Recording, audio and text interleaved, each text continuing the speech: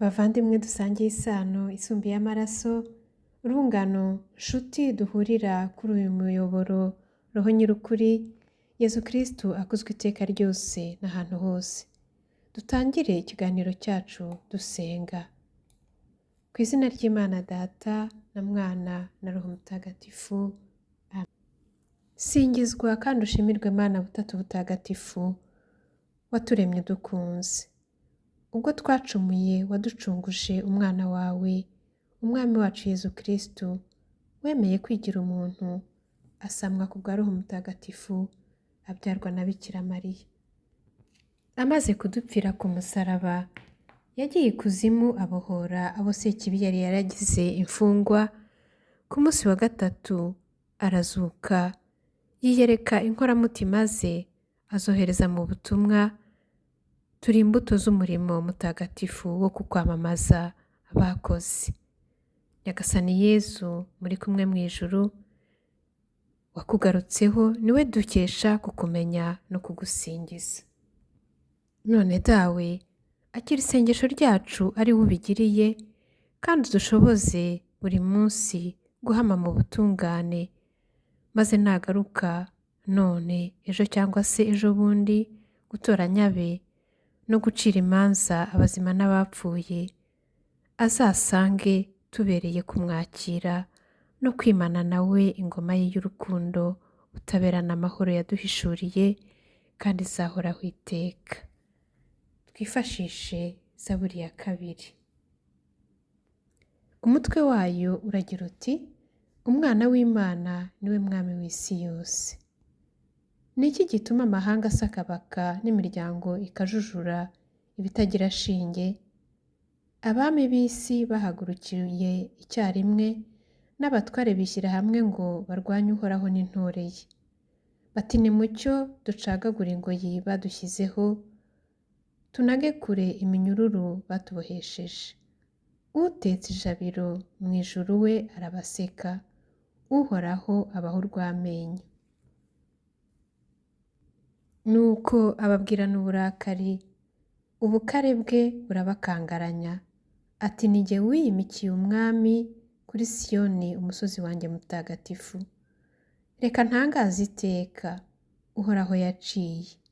Yarambwiye ati, uri umwana wanjye, jyewe uyu munsi nakwibyariye. Binsabe maze nguhe amahanga abe umunani wawe, n'impera z'isi zibe ubukonde bwawe. Uzabamenaguza inkoni y'icyuma, ubajanjagure nk'urwabya rw'umubumbyi. None rero bami, nimwumvireho, namwe bacamanza b'isi mwisubireho. Nimukeze Uhoraho mumufitiye icyubahiro, mupfukamire umwana we mudagadwa. Naho ubundi yarakara mukarimbukira mu nzira, kuko uburakari bwe budatindiganya. Hahirwa abamuhungiraho.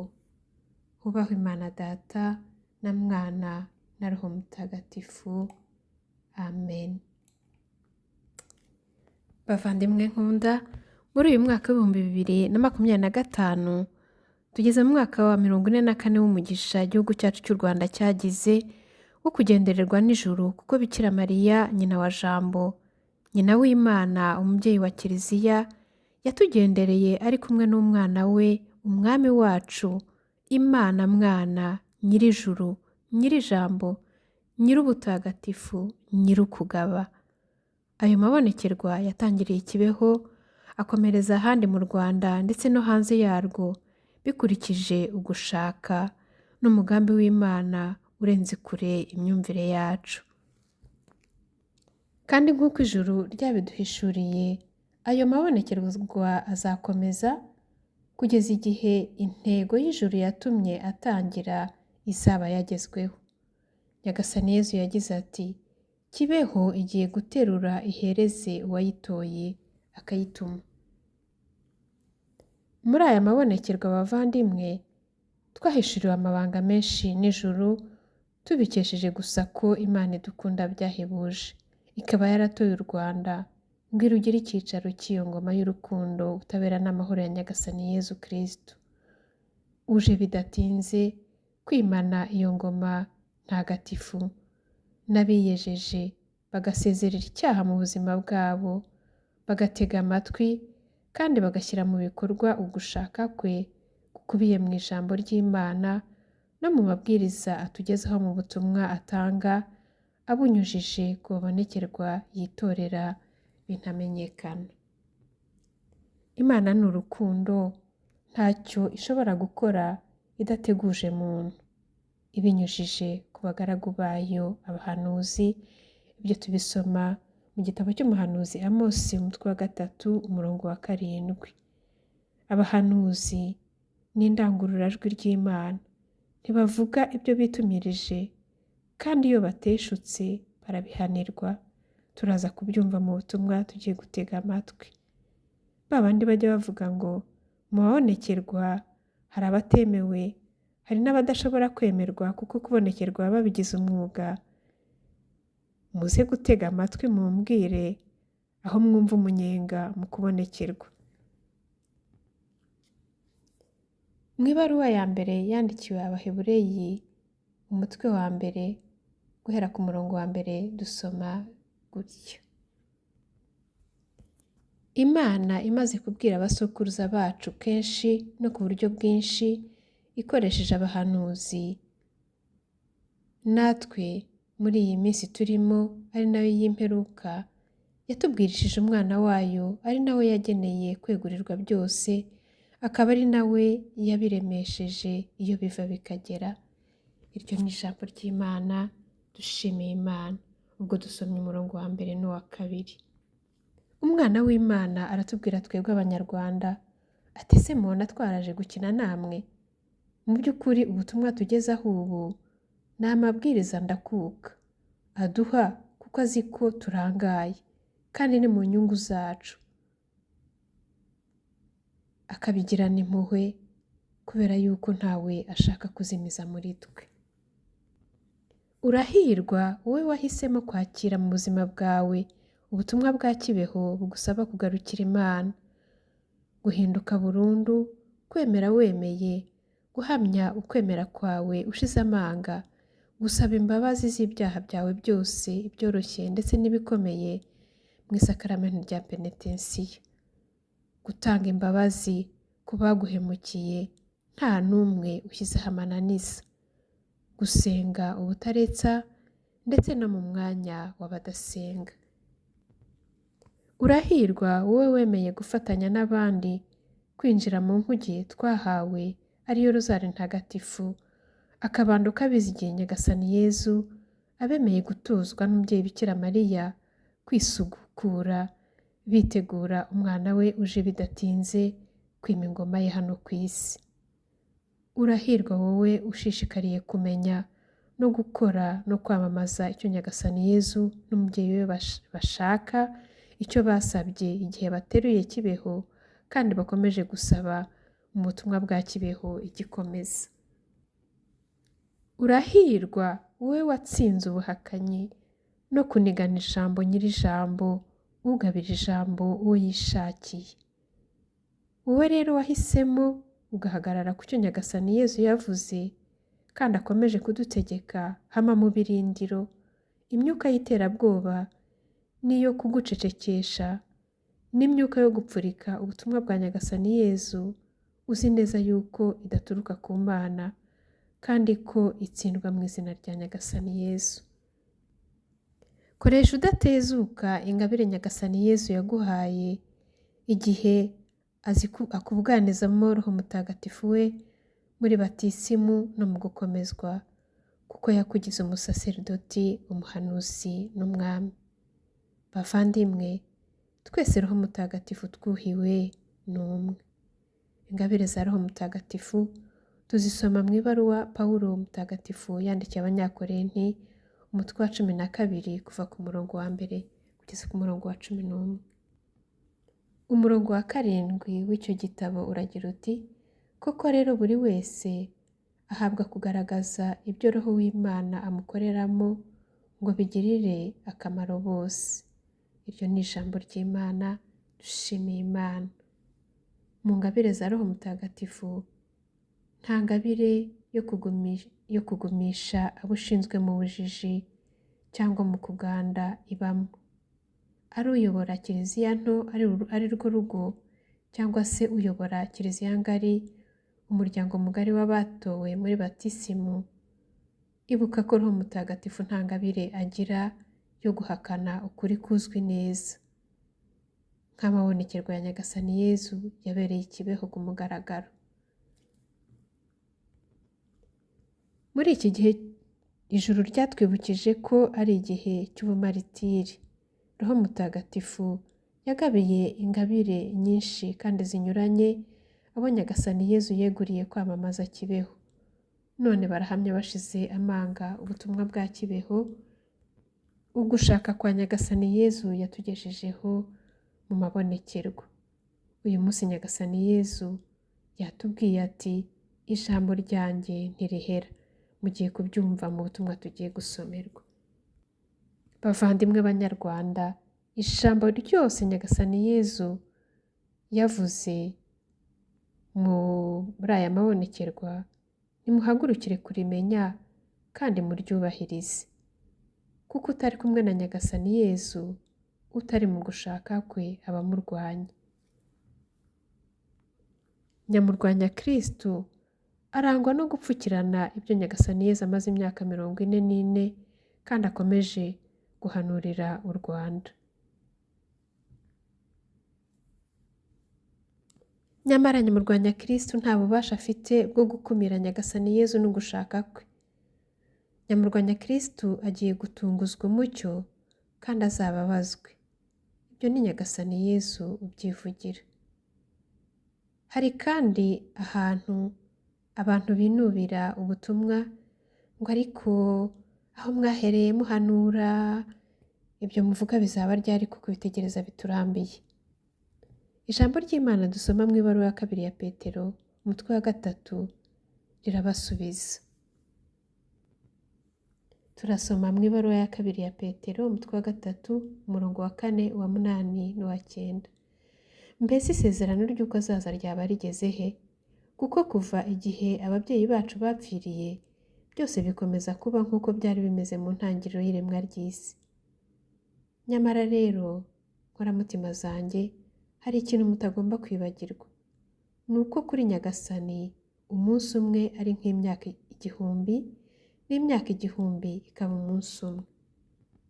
None rero, Nyagasani ntatinze kurangiza isezerano rye, ahubwo ni mwebwe yihanganira, kuko adashaka ko hagira n'umwe worama, ahubwo ko bose bakwisubiraho bakamugarukira. Iryo ni ijambo ry'Imana, dushimiye Imana. Uriteguye se muvandimwe, nk'umugeni uzira inenge wakereye gusanganira umukwe? Niba utiteguye, Yohani Batista integuza ya Nyagasani Yezu arakubwira atyo. Turasoma mu Ivanjiri yanditswe na Matayo intumwa, umutwe wa 3 kuva ku murongo wa 8 kugeza ku wa 10.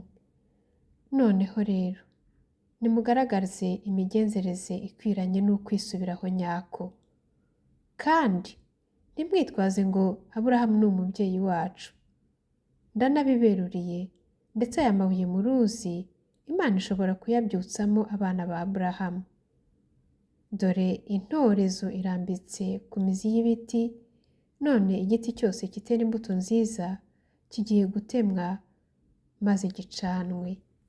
Iyo ni Ivanjiri ntagatifu, uragasingizwa Kristu.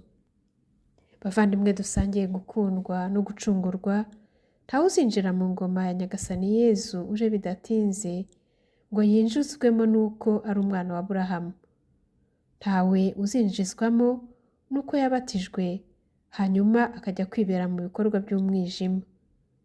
Ntawe uzinjiramo ahinyura ubuhanuzi. Kandi tuzi neza twese ko ubuhanuzi buyunguruzwa ijambo ry'Imana dusanga muri Bibiliya. Suzumira amabonekerwa ya Nyagasani Yezu muri Bibiliya no mu ndangakwemera ya Kiliziya imwe ntagatifu Gatolika itunganye, maze utwereke inenge wayabonyemo ikubuza kujya ahagaragara ukamamaza ubuhanuzi Nyagasani Yezu yahaye u Rwanda. Naho wowe ugwa ukabyuka, wowe ukirwana no kubohoka ku by'isi, Nyagasani Yezu araguha inama mu ivanjiri yanditswe na Matayo Mutagatifu. Turasoma nyine mu ivanjiri yanditswe na Matayo Mutagatifu umutwe wa 16 kuva ku murongo wa 24 kugeza ku murongo wa 28. Ibintu ngombwa ku bashaka gukurikira Kristo. Nuko Yezu abwira abigishwa be ati niba hari ushaka kunkurikira ajye yiyibagirwa ubwe, aheke umusaraba we maze ankurikire. Kuko ushaka gukiza ubugingo bwe azabubura, naho uzahara ubugingo bwe ari jye agirira azabukiza. Umuntu watunga isi yose ariko akabura ubugingo bwe byaba bimumariye iki? Cyangwa se umuntu yagurana iki ubugingo bwe? Kandi umwana w'umuntu agomba kuzagaruka mu ikuzo rya se, ashagawe n'abamarayika, maze ubwo akagororera umuntu wese akurikije imigirire ye. Ndababwira ukuri, mu bari hano hari abatazapfa batabonye umwana w'umuntu aje mu ikuzo ry'ingoma ye. Iyo ni ivanjiri ntagatifu, uragasingizwa Kristo. Tubanze twumva aka karirimbo, hanyuma tugaruke dutega amatwi ubutumwa Nyagasani Yezu atugezaho uyu munsi.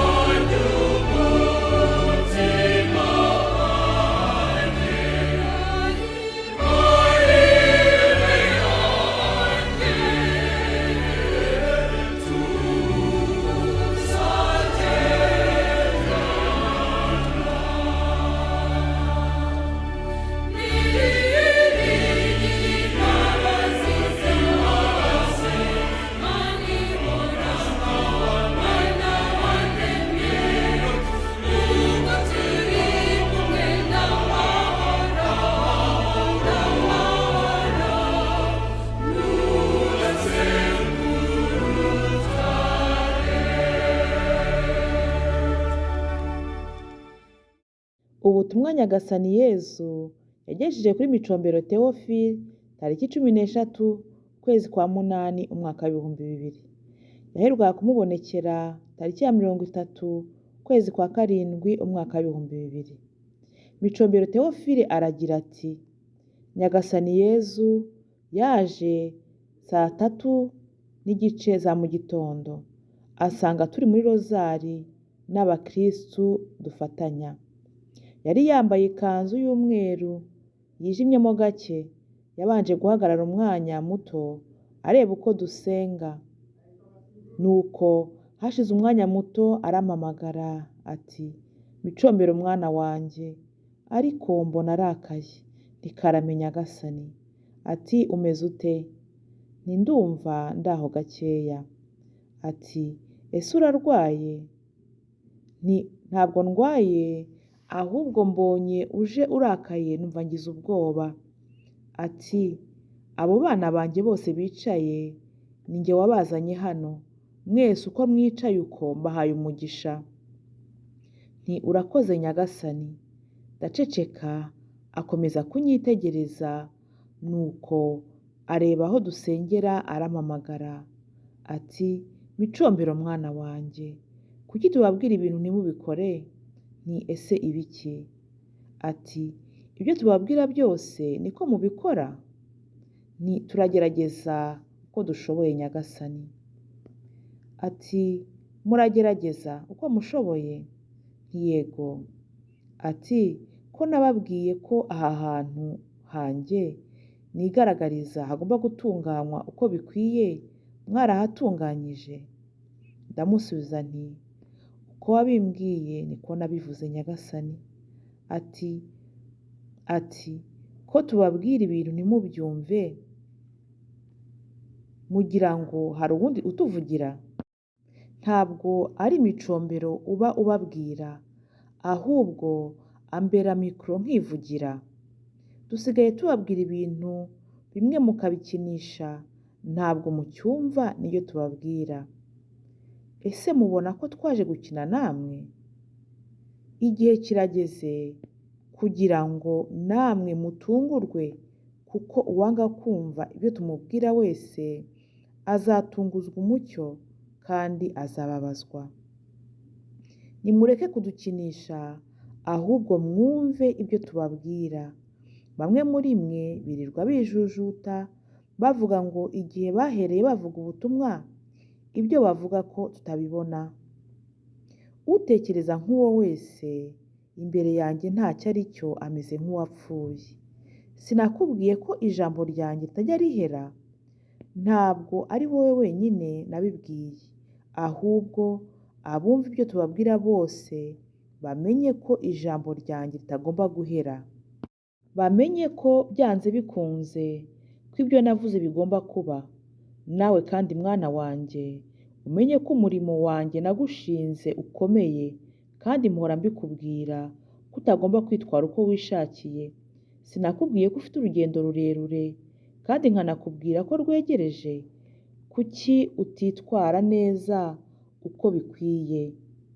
Ibyo nkubwira yego ugerageza kubikora, ariko ukarenga no ku nshingano zawe, kandi wagombye kuzikurikiza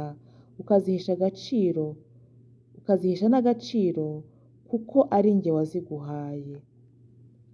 Aceceka akanya gato arakomeza aranyitegereza. Ubwo nanjye numvaga mfite ubwoba, ko namurebaga nkabona arakaye. Arakomeza arambwira ati, kuki nkubwira amagambo kandi ntakubwiye ko ugomba kuyavuga? Abantu bakaza bakakuganiriza amagambo menshi ukabivuga kandi ntakubwiye kubivuga. Ntimbabarira Nyagasani. Ati, ngomba kuguhana. Ubutumwa naguhaye tariki 3 z'ukwezi kwa munani umwaka w'2000 mu rukerera, ko ari wowe nabubwiye. Nakubwiye ko ugomba kububwira abandi? Ndaceceka numva afite ubwoba. Ati, kuki waganiriye n'abantu ukabuvugaho? Ndaceceka numva afite ubwoba. Ati, sinakubwiye ko ahantu hose n'igihe cyose tuba turi kumwe? Kandi nkanakubwira ko ninshaka ko buvugwa nzabunyuza kuri umwe muri mwe, akaba ari we ubuvuga. Kuki abantu baza mukaganira byinshi, bakabashuka bababaza byinshi, kandi namwe mukababwira byinshi? Muzi se ko mutabicumuriramo? Ntitwababwiye ko mutari abapfumu se? Mujye muvuga amagambo make, kandi akenshi mwirinde n'abantu baba bashaka kubacumuza babaza amagambo menshi. Arongera ati,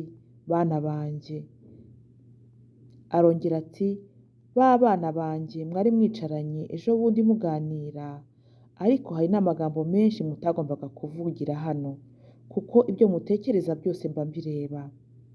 Erega mwana wanjye Micombero, sinakubwiye ko n'umusatsi wo ku mutwe wanyu ubaze? Kuki mutekereza ibidakwiye mugategeka bidakwiye, kandi muba mugomba gusaba? Bakubwira ngo uzambwire njye nkujyana mu kiliziya, aba ariho guhera ubutumwa nka Mariya Mirigita w'i Kigali. Mukavuga ngo mukazajya mutumira n'abantu bo hanze bakajya baza kureba ibonekerwa ryanyu. Ubwo se ibyo tubabwira ntabwo mubyemera?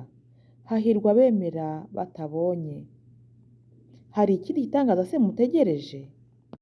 Twabakoreye byinshi byagombye gutuma mumenya ukuri kwacu mukisubiraho. Ntimukomeze kwitwara uko mwishakiye mushidikanya, kuko akenshi hari igihe muvuga amagambo adakwiye mugacumura. Arampamagara ati, Micombero mwana wanjye, mbwirira Abanyarwanda uti, bamwe murasenga ariko ibikorwa byanyu ni bikeya. Mbabwira kenshi ngo mukundane, mugirire bagenzi banyu imbabazi, kandi nabo bazibagirire, ariko ntabwo mwumva icyo tubabwira. Kandi iyo tubabwiye ikintu ntimugikore biratubabaza. Mwakoze ibyo tubabwira, ahasigaye mukadusaba icyo mushaka cyose, kandi ko muzagihabwa, mukareka gushakira ubuzima mu manjwe. ati Micombero mwana wanjye, sinakweretse amakuba agiye kugwirira igihugu cyanyu? Ntiwarayanyeretse nyagasani. None se ubona abanyarwanda barayiteguye? Ni abo tubana mbona bagerageza gusenga. Ati mbwirira abana banjye bumve ibyo mbabwira, yuko ntacyo bazamburana, ahubwo ko igihe cyose n'aho bazaba bari hose nzajya mbahundagazaho umugisha wanjye, kandi nkabahumuriza kenshi mbabwira aho igihe cy'ubusukurwe bwanyu kigeze, kugira ngo mutazatungurwa. Arongera arampamagara ati Micombero mwana wanjye, mbwirira n'uwo mwana wanjye wandika ubutumwa Gatete Julien uti ntukijujute, cyangwa ngo uhorane intonganya mu mutima wawe, cyangwa ngo ushake kwishimisha. Jya ukora akazi nagushinze. Erega ninjye wagutoye ujye unyandikira ubutumwa bwanjye. Ariko uranga ugacika intege, ntiwumva ibyo tuvuga, ufite intege nkeya mu byo ukora byose, jya umenya ko mba nkureba. Ushaka kuntesha agaciro? Nurenga ku itegeko rimwe jya umenya ko uyishe yose. Nutikuramo ibitekerezo ufite, nzakubabaza. Jya ugira urukundo rutari urwaha kuri iyi si, kuko igihembo cy'urukundo rwo kuri iyi si ari urupfu. Ikuremo udutekerezo ugira mu mutima wawe, kandi uratuzi. Uharanire guhesha Imana ikuzo, kandi ureke gukurikira utuntu nk'utwo, kuko wabihanirwa. Kandi abo bana nabaguhaye ngo ujye ubagira inama. Mbera umushumba mwiza, kandi igihe kigiye kugira ngo ugororerwe. Ariko nudakora ibyo tukubwiye, n'ibyo wari ufite uzabyamburwa. Arampamagara ati Micombero mwana wanjye, ndagushishikariza kwirinda kuganira n'abantu baza bakubaza amagambo menshi, kuko bagucumuza. Kandi ongera umbwirire abo bana banjye muherwe ubutumwa hamwe, Bagirubwira Leonidasi, Kanyamugenge Sylvestre na Nsengiyumva Emmanuel uti umwe muri mwe agiye guhamagarwa. Numva ngize ubwoba, ndamubaza nti ese ninde nyagasani? Araceceka arambaza ati kuki umbajije gutyo? Ni uko ubushize wabimbwiye nkagira ubwoba. Aransubiza ati kuko uwanjye wese iyo arangije imirimo yanjye namushinze, ntagomba kumurekera muri iyi si ngo ayanduriremo, ahubwo mujyana hafi yanjye. Wimbaza rero ngo ninde, uzamumenya. Arongera ati Micombero mwana wanjye, sinshaka kongera kumva uvuga amagambo menshi. Jya wirinda abo bantu baza bakuvugisha amagambo menshi, kuko iyo uhanwe ntabwo nabo bababara. Jya ukora umurimo ushinzwe, kandi umenye ko umuntu azibarizwa ibye. Ngiye kuguha igihano iminsi 3, wumva ububabare mu mubiri wawe, kandi niwongera kurenga ku nshingano zawe, ubutaha nzaguha igihano gikomeye. Nongeye kukubwira ko aha hantu hanjye hagomba gutunganywa, kandi ko mutagomba kuhaganirira amagambo abonetse cyangwa mwishakiye, kuko ari iwanjye mpahora, kandi ibyo muvuga byose mba mbyumva.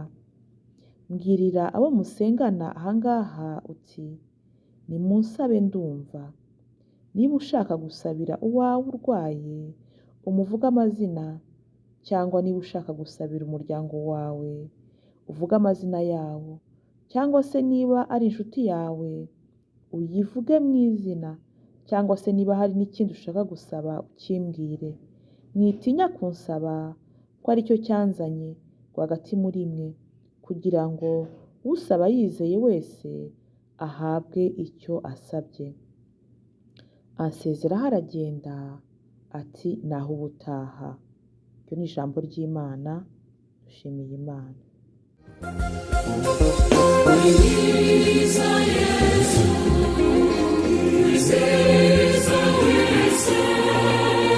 Yesu,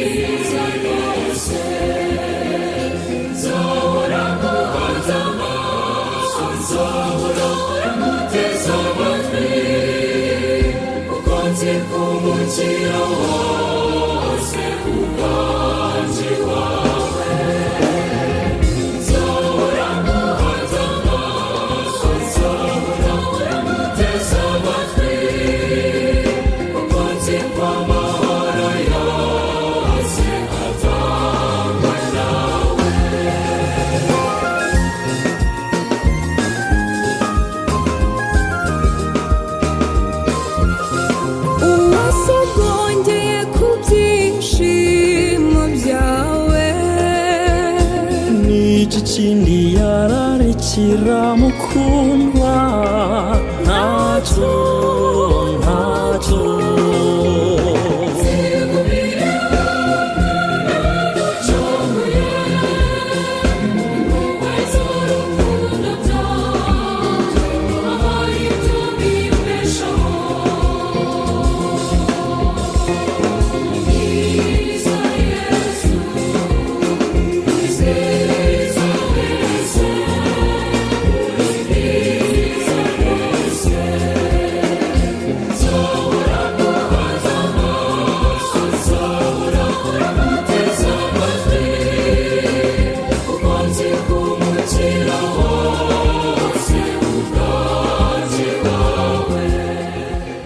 Wakoze muvandimwe gutega amatwi ubutumwa Nyagasani Yezu atugejejeho. Nubwo yabutanze mu mwaka w'ibihumbi 2000, uyu munsi njye nawe nibwo butugezeho, niwo munsi wacu. Ijambo rya Nyagasani ntirisaza, rihora ririshya kandi rikavugurura uwo rigezeho. Ubu butumwa buduhindure bashya. Nk'abigishwa b'abanyeshyaka, reka dufatanye twungurane ibitekerezo, maze duhugurane ku masomo akubiye muri ubu butumwa Nyagasani yatugejejeho none. Kandi mbere ya byose, turamushimiye ko akomeje kubana natwe no kudutotera kwisukura ngo dushobore kumwitegura, kuko aje bidatinze guhemba abamukoreye no guhana abamusuzuguye. Nyagasani Yezu, Imana isumba kandi ikagenga byose, atweretse ukwicisha bugufi kwe kudashyikirwa n'abantu. Niwe ubwe wamanutse mu ijuru, asanga imfungwa z'Abanyarwanda muri gereza, azinyuzaho ubutumwa kandi azitegeka ko bagomba kubwandika kugira ngo babwohereze aho ashaka hose, muri gereza no hanze ya gereza. Baba abagize intumwa kandi nyamara bari ahantu hafunze, bari ahantu mu by'ukuri kubw'abantu bidashoboka kuba intumwa. Nyagasani Yezu arabasobanurira ko ari we ubwe wabazanye aho bari mu buroko. Aho mu buroko nyine niho yitoreyemo ababonekerwa yishakiye, abenshi batari bazi no kwandika cyangwa gusoma, maze ubwe akabatorera abanditsi b'ubutumwa banyuzaho. Nyagasani Yezu rero nta hantu ashobora gukumirwa, kandi n'ijambo koko aravuga bikabaho. Muri iri bonekerwa turasangamo ubutumwa bw'abantu ku giti cyabo, ndetse Nyagasani Yezu akabavuga mu mazina yabo. Ariko kandi turanasangamo ubutumwa rusange ku bakristo bose no ku Banyarwanda by'umwihariko.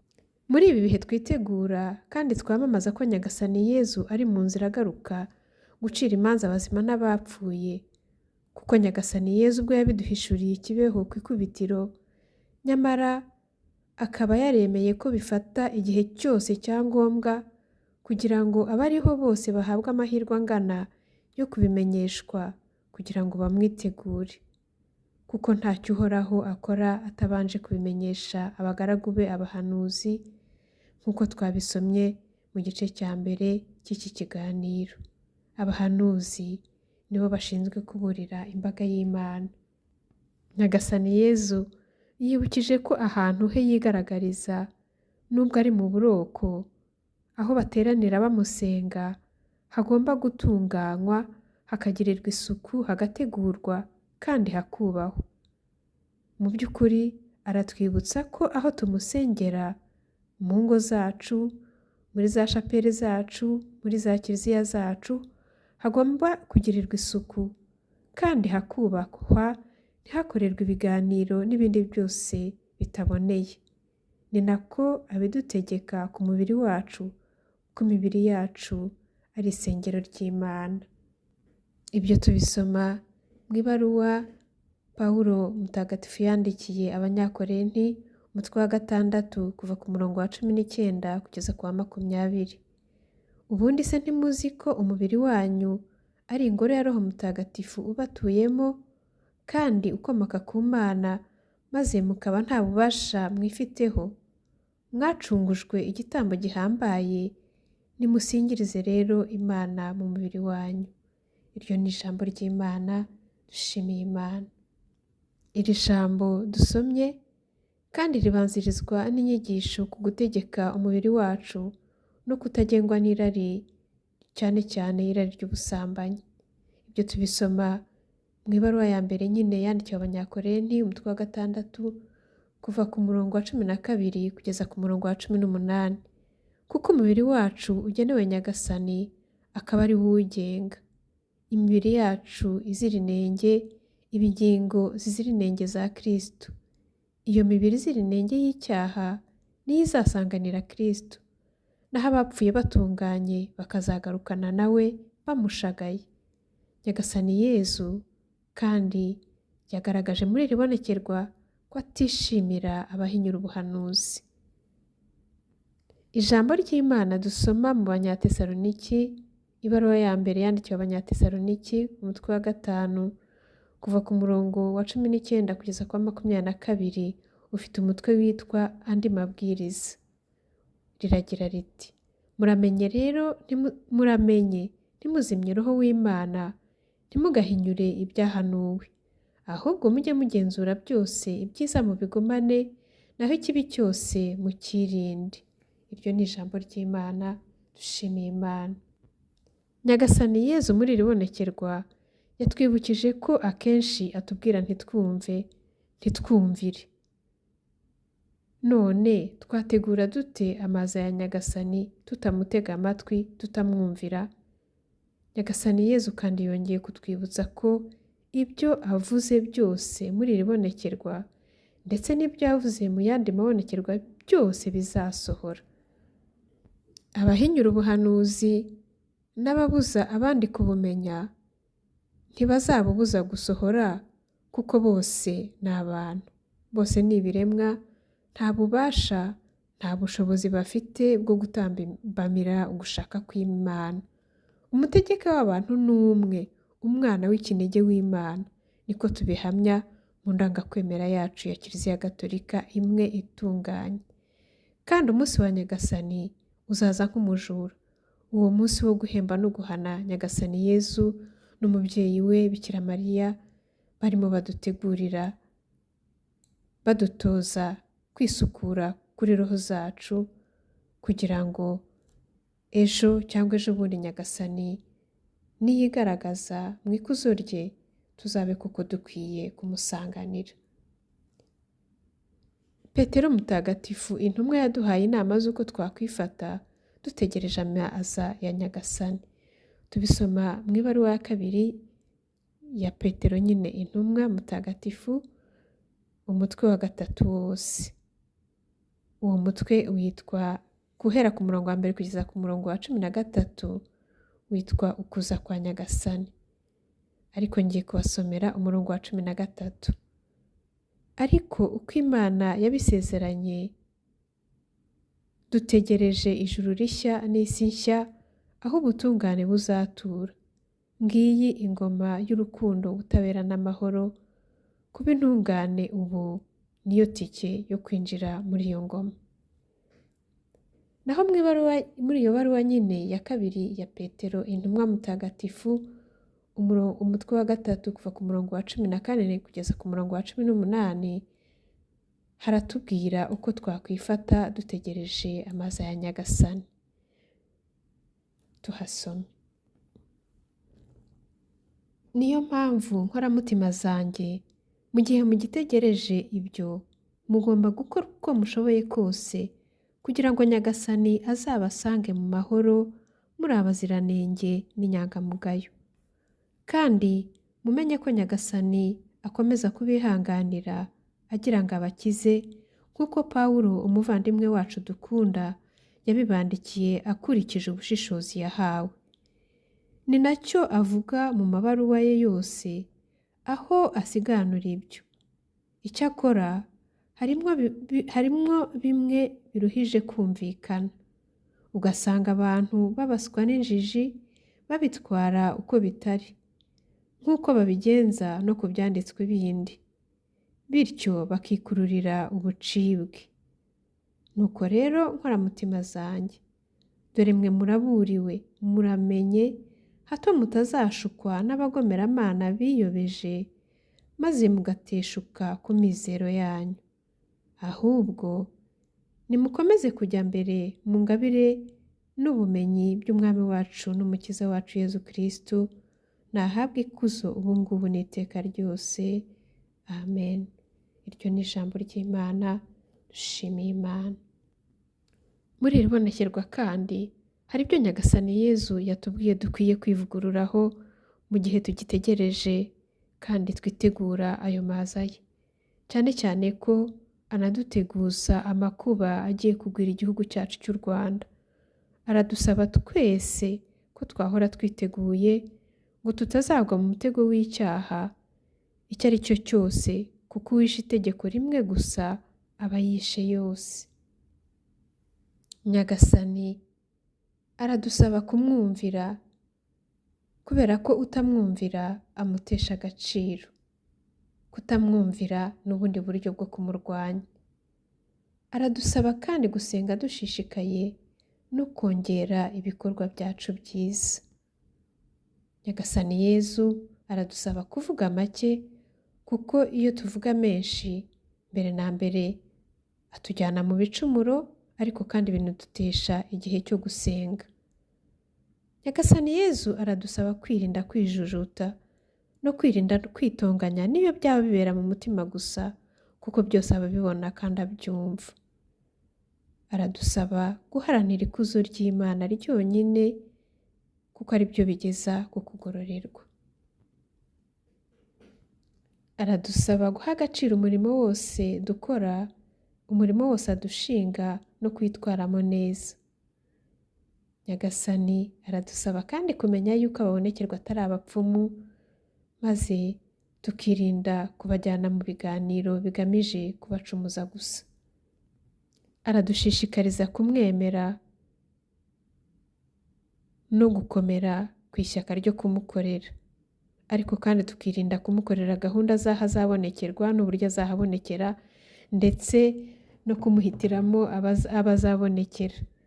Ibyo mwabyumvise muri iki kiganiro, muri ubu butumwa, aho abantu baje gushuka umubonekerwa Micombero ngo azasabe Nyagasani Yezu ajya kumubonekerera ahandi.